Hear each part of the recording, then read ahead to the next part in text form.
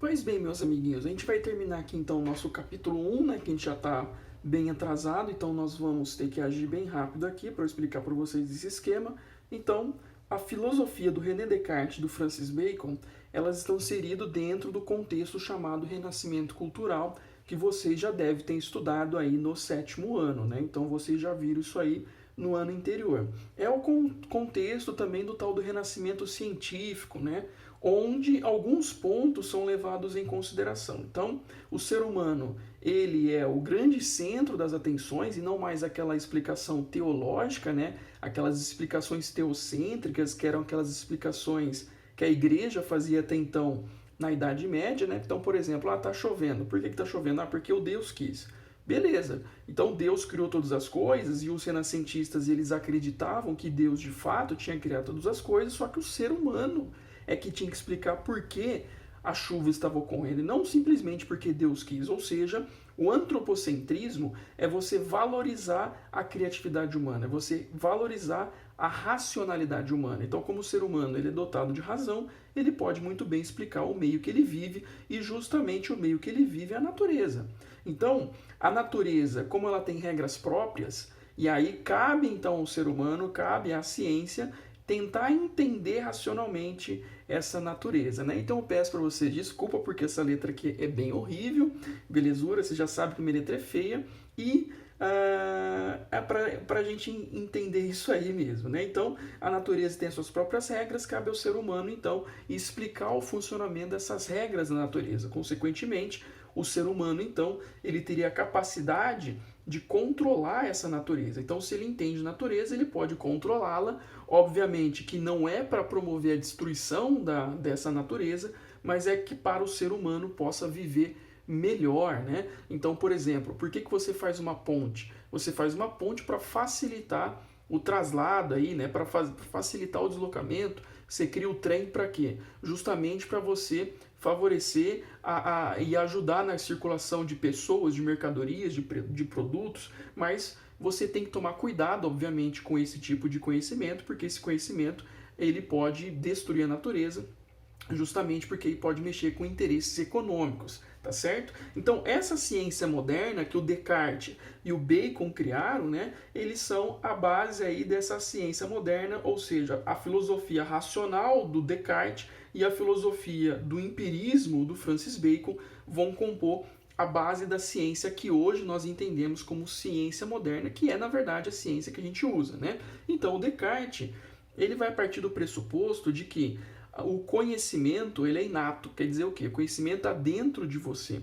Quando você usa a sua razão, você está usando essa explicação que vem de dentro de você, né? Então, o pressuposto inicial do Descartes é a dúvida, ou seja, você duvida é porque tem algo dentro de você que é chamado de razão. E essa dúvida metódica é que vai conduzir a formulação desse conhecimento, né? Então você duvida das coisas, é aquela pulguinha atrás da orelha que você tem e você vai lá tentar explicar tudo isso, né? Então a base de explicação do Descartes é uma base dedutiva e essa é uma lógica matemática. Então, por exemplo, 1 mais 1 é igual a 2, então isso não muda. Ou seja, é uma lógica de que não tem como você errar, tá? Então a lógica matemática é uma lógica onde ela não prevê erros, né? Claro que a ideia que o Descartes está falando, que ele está pensando, ele está duvidando, será que nós não estamos dormindo? Será que nós não somos controlados por um ser maligno? Alguém que está controlando nossa cabeça, mais ou menos parecido com o filme Matrix?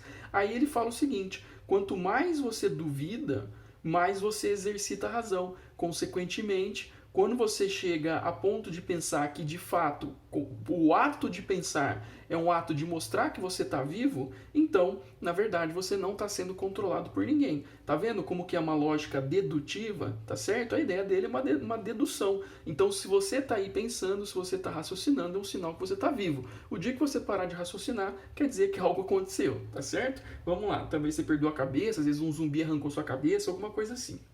O Francis Bacon, ele é o pai da filosofia empírica. O Francis Bacon, ele é um pouco diferente do Descartes. Então, para ele, a dedução, ela não é interessante. O mais interessante é o pensamento indutivo, né? O indutivo, ele é um pensamento que não é assim 100% seguro, mas ele vem por meio da experimentação científica. Então, por exemplo, Hoje a gente está vivendo esse período de pandemia, né? Então a gente está atrás de uma vacina, algum remédio. Então o que você faz? Você não testa diretamente humano, então você começa testando in vitro. Você testa ali em células do laboratório. Ah, deu certo ali? Aí o que você faz? Ah, então se deu certo ali, pode ser que dê certo com o rato.